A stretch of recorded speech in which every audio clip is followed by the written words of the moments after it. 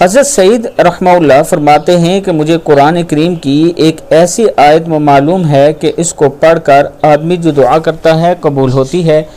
آپ نے پھر یہ آیت فرمائی، بسم اللہ الرحمن الرحیم، قل اللہم فاطر السماوات والارض عالم الغیب والشہادت انت تحکم بین عبادک فیما کانوا فیہ یختلفون۔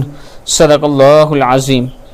آپ کہیں کہ اے اللہ، آسمان اور زمین کے پیدا کرنے والے، باطن اور ظاہر کے جاننے والے، آپ ہی قیامت کا روز اپنے بندوں کے درمیان ان امور میں فیصلہ فرما دیں گے جن میں وہ باہم اختلاف کرتے تھے۔